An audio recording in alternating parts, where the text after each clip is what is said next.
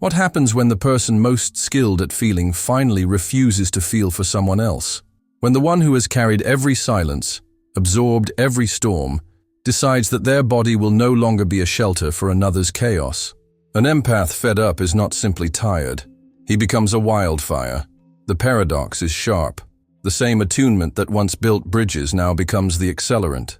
A narcissist strikes the match with charm, with hunger, with the sly promise of being seen, and for years the empath melts like a candle before the flame. But every candle has wax that runs out, and when the melting ends, what remains is not weakness, but a mirror.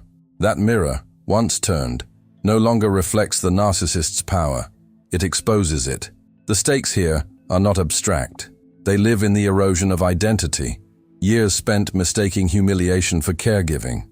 They live in the quiet shame of trying harder and harder to be enough, only to feel emptier.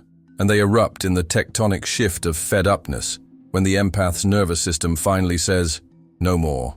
That shift can feel violent inside, like a fault line breaking open, but it is also the birth of something that was waiting all along: sovereignty.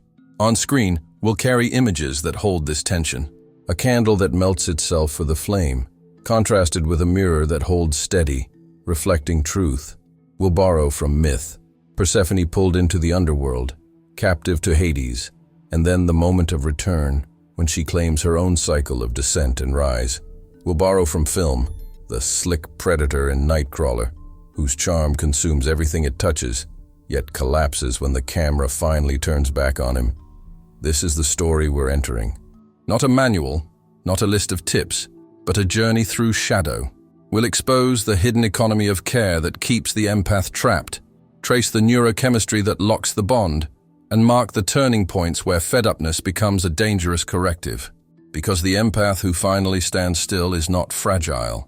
He is the one force a narcissist cannot contain. So let me leave you with this opening question. If your empathy has been a gift that cost you yourself, what might it look like to turn the mirror instead of melting for the flame? When care becomes currency, the shadow economy of the empath. There is a wound that hides beneath the kindness. It is often old, often parental, and almost always invisible to the one carrying it. Many empaths learned early that love was not freely given but had to be earned, by soothing a volatile parent, by rescuing someone unavailable, by disappearing so another could shine. Care became currency, and the cost was their own worth. In Jungian terms, this is shadow material, the part of the psyche that was not mirrored in childhood, whether from the father's absence or the mother's inconsistency, does not vanish. It waits, hungry, and finds reenactment in adult relationships. The empath's compulsion to rescue, even to suffer quietly, is a disguised attempt to buy the mirroring they never received. Care, in this frame, is not simply kindness. It is a transaction, and the unconscious price is sovereignty. Neuroscience makes this visible. When an empath soothes or sacrifices, the brain releases oxytocin and dopamine, the same chemicals that bond parent and infant. But in a toxic dynamic, this chemistry turns against them. Each caregiving act reinforces attachment, even if the result is abuse. The very act of trying harder deepens the bond. It is not weakness, it is biology hijacked by repetition. Here lies the counterintuitive truth. Caring more does not liberate, it entangles. What looks like noble selflessness is, under the surface, a conditioned loop that strengthens the narcissist's hold. The empath buys temporary peace, but at the cost of long-term captivity. The harder they work, the tighter the snare. Consider a man who came to therapy after years of fixing his partner's crises. Financial, emotional, even legal. He believed his persistence was proof of devotion. Only when a therapist pointed out that each rescue led to another collapse did he see the pattern. His care had become the fuel for the very chaos he despised. It was like feeding a caged hawk that claws the hand providing the meat. An endless ritual of injury disguised as devotion. Culture gives us mirrors for this dynamic. In There Will Be Blood, loyalty to a predatory figure does not protect. It enables. The servant who continues to offer allegiance only tightens the predator's grip. That is the hidden economy of empathy gone unchecked. If we bring this closer to the nervous system, The empath's exhaustion is not weakness, but a body's signal that the transaction has run its course. Hyper-responsibility, trying to save, trying to please, trying to regulate everyone else, is not compassion, it is survival. And survival cannot be sustained forever. So the first shadow revealed is this: care is never neutral. In the wrong economy, it becomes currency that buys captivity instead of connection. And when an empath finally sees this, when the cost outweighs the bond, that is when the wildfire begins to stir. Projection and the mirror stage. How narcissists steal your story. Every empath knows the subtle tug of taking on someone else's pain as if it were their own. What begins as sensitivity slowly mutates into a stage where another person's shame and fear are projected outward, and the empath's body becomes the screen. The narcissist, desperate to disown their inner fractures, casts them into the empath's nervous system. And because the empath is accurate in feeling, they absorb it. They start to believe it belongs to them. Jung described projection as the unconscious act of displacing unowned parts of the psyche onto others. In the modern language of neuroscience, this meets the brain's predictive coding. The empath, attuned and reliable, offers constant cues. The narcissist learns to exploit this rhythm, projecting disowned shame, and then watching the empath respond exactly as predicted. In this way, narrative control is maintained not by truth, but by emotional choreography. The cruel irony is that accuracy becomes the empath's vulnerability. To be right about someone's pain, to sense what they will not confess, is to provide mirror fuel. The narcissist feeds on being understood, even in their darkness, and twists that recognition into a weapon. The empath's gift becomes a liability. Consider a man who described in an online forum how he apologized constantly to his partner. Each apology, he thought, would calm conflict. Instead, it was used against him as proof that he was always at fault. His empathy, his capacity to feel her distress and claim responsibility for it, became ammunition. He thought he was diffusing tension. In reality, he was absorbing projections until he could no longer distinguish her chaos from his own heartbeat. The ancients told this story in myth. Narcissus gazes into the pool, seeing his own reflection, but in time, the reflection fractures. To the narcissist, the empath is that pool. The projection flows until the mirror begins to crack. What was once a seamless reflection starts to resist. Philosophy gives us another lens. Nietzsche spoke of resentment, the inversion of projection, where disowned weakness is reshaped into accusation. The narcissist's hidden shame is placed on the empath, who then lives out the burden. For the empath, the inner experience is confusion. Is this mine or theirs? Did I cause this, or am I carrying what they cannot hold? That question is not weakness. It is the signal that projection has taken root. And it is in naming this tension that sovereignty begins to return. The shadow here is not that the empath feels too much, but that they mistake another's wound for their own. The turning point arrives when the mirror ceases to absorb and begins to reflect. When the empath recognizes with clarity and compassion that what has been carried so long was never theirs to hold. The neurochemical trap. Why you stay even when you see the mask. There comes a moment when the mask slips. The empath sees the cruelty, the manipulation, the fracture behind the charm. Logic says leave. Knowledge says protect yourself. Yet the body does not move. The bond persists. This is the neurochemical trap. At its root lies an attachment wound. In Jungian language, it is an anima wound, the absence of secure nurturing that leaves the psyche yearning for intensity in place of safety. The nervous system, shaped by early absence, equates chaos with care. What should feel dangerous feels alive. And in adulthood, that wound draws the empath into bonds where intermittent kindness is mistaken for love. Neuroscience names this with precision: the loop of dopamine and oxytocin. A narcissist offers unpredictable validation. Praise one day, contempt the next. That cycle creates dopamine spikes, the thrill of intermittent reward. When the rare moment of tenderness arrives, oxytocin binds it deep into memory, securing attachment even when abuse surrounds it. The brain wires toward the high, not toward stability. Neuroplasticity locks the pattern. Here lies the unsettling truth. Awareness alone does not break the circuit. A man may know his partner is manipulating him. He may read the books, attend the workshops, repeat affirmations. Yet his body still craves the hit of unpredictable attention. The brain is not built to release a reward system simply because logic demands it. This is why relapse into toxic bonds is common. It is not stupidity, it is circuitry. On forums for men leaving toxic relationships, stories repeat with haunting similarity. I knew she was lying. I knew I should walk away. But when she broke down and then clung to me, I felt a rush I couldn't resist. The cycle mirrors soldiers who return from combat addicted to adrenaline. Danger feels like home. Calm feels like emptiness. A metaphor carries this truth. The moth that hurls itself toward a flame, even when the flame is only a reflection in glass. The attraction is not to warmth, but to the illusion of light. Familiar, fatal. For the empath, this is the most disorienting reality. To see the mask, to name the abuse, and yet to stay. It creates shame. Why can't I leave? What's wrong with me? But the answer is not defect. It is design.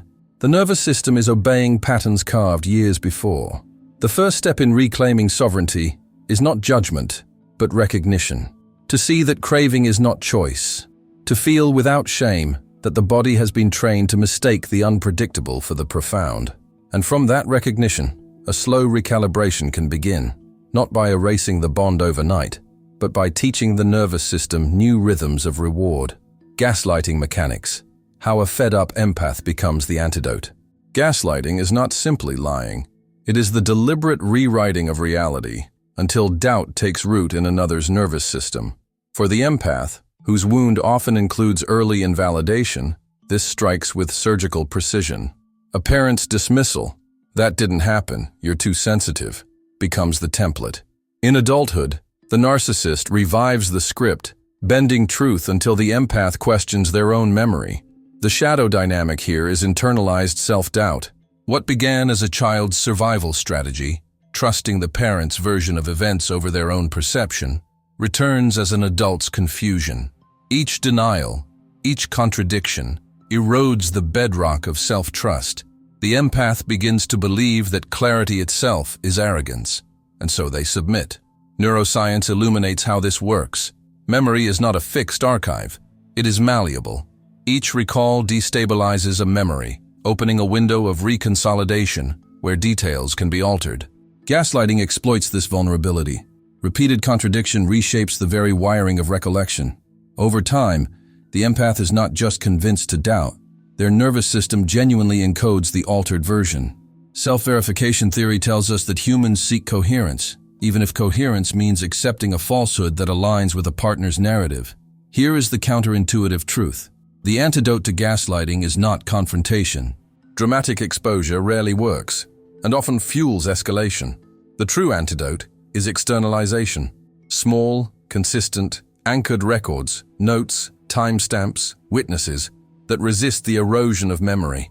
Truth does not need to shout when it is quietly archived. Consider the example of a host who began documenting conversations with a partner who persistently denied promises. By keeping records, he created a ledger of reality. Over time, this ledger became more than defense. It became a wall against erosion. Each entry was a brick. The gaslighter's attempts to rewrite history collapsed against documented fact. He regained sovereignty not through argument, but through quiet evidence. Metaphor sharpens this. Imagine building a wall brick by brick, each stone a memory preserved. At first, the structure looks fragile, but over weeks and months, the wall stands, unmovable, while waves of denial crash against it. In time, the one who sought to control the narrative is revealed to be powerless in the face of simple permanence. Machiavelli once wrote that to control the story is to control power. Gaslighting is the modern enactment of that principle. But when the empath, fed up, refuses to relinquish the story, a reversal occurs. Reality ceases to bend. The narrative is no longer held hostage. The empath, through quiet persistence, becomes the antidote. And at that point, the narcissist faces something they cannot manipulate. Truth anchored outside their reach. Turning point. From fed up to sovereign. rules of male self-mastery in a toxic dance. There is a threshold in every empath's story. It comes when exhaustion hardens into clarity, when resentment is no longer swallowed but redirected into discipline. Up until this point, the empath has been lover and rescuer, caught in the choreography of saving and suffering. But when he becomes fed up, the roles begin to collapse. The rescuer recognizes his captivity, and the lover discovers that rage can be transmuted into resolve. In Jungian terms, this is individuation. The wounded fragments of the psyche, long split between craving and caretaking, are drawn together. What once played out unconsciously in toxic bonds begins to be integrated. Instead of seeking validation through another's approval, the man turns inward to reclaim autonomy. The farther wound, the drive for external legitimation is met not with rebellion or submission, but with sovereignty. Neuroscience provides a frame for this transformation. Neuroplasticity, the brain's ability to rewire itself, allows habits forged in trauma to be replaced with rituals grounded in agency. Self-determination. Theory names 3 universal needs that must be re-established: autonomy, competence, and relatedness. For the fed-up empath, these become the pillars of recovery. Autonomy through firm boundaries. Competence through mastery of daily rituals. Relatedness through connections that are reciprocal, not exploitative. The counterintuitive insight here is that self-compassion does not mean softness. It demands structure. To protect one's sovereignty, limits must be ritualized. Severity, when applied without cruelty, becomes love with a spine. This is not punishment, but protection. A man in Community once described his turning point. After years of bending to a toxic partner's demands, he designed a simple 30-day structure. Each morning, he named his values in writing. At noon, he paused to affirm one boundary he would hold. Each evening, he noted where he succeeded, where he wavered, and what experiment he would attempt the next day. The ritual was small, but it became a scaffold. Within a month, he no longer described himself as trapped. He described himself as steering a ship. Myth offers an echo. Odysseus, returning home, no longer the reckless wanderer, but the seasoned man who reclaims his house with steady authority. Individuation is not the slaying of monsters, but the reclaiming of one's vessel, one's direction, one's purpose. Nietzsche wrote that to create rules for oneself is an act of ethical artistry. For the empath who has been bound by another's chaos, the act of creating such rules is liberation. Each line held, each ritual repeated, is not just discipline. It is sovereignty made visible. And so the fed-up empath, once dissolved by care, once trapped in projection, once bound by neurochemistry, emerges as something the narcissist cannot master, a deliberate force. A man whose strength is not in rescuing another, but in commanding himself. The dangerous balance, from wounded caregiver to deliberate force. The arc we have traced begins in shadow. The empath who learns to purchase worth with care. The projection that steals their story. The neurochemical loops that bind even when the mask is seen. The gaslighting that rewrites memory. And finally, the turning point, when fed-upness becomes sovereignty. What remains at the end of this journey is not despair, but clarity. To see care as currency is to recognize the cost. To see projection at work is to reclaim one's own feelings. To see the neurochemical trap is to loosen shame and respect biology. To see gaslighting exposed is to rebuild trust in perception. And to see sovereignty as discipline is to recognize that compassion and firmness can live together in the same body. The tools that emerge from this clarity are not abstract. They are operational. A 72-hour care audit to notice how much energy is spent buying peace. A 7-day projection check to learn what belongs to you and what does not. A 21-day reward recalibration to begin teaching the nervous system new forms of satisfaction. A practice of documentation so that memory is anchored outside manipulation. And a 30-day sovereignty ritual to transform daily rhythm into sovereignty embodied. Each of these comes with limits, with safety cutoffs, with the reminder that professional support is part of real healing. The closing image is not fire now, but water. Imagine a river that has long been diverted by another's dam. It bends, it floods, it carves in unnatural directions. But the moment comes when the current reclaims its bed. Slowly, with steady pressure, the water moves stone. The empath, fed up, becomes that river, patient, deliberate, unstoppable. And in time, it is not the river that breaks, it is the dam. So the final reflection is simple. If your empathy has cost you yourself, the question is no longer how much more you can give. The question is how you might reclaim the riverbed that was always yours.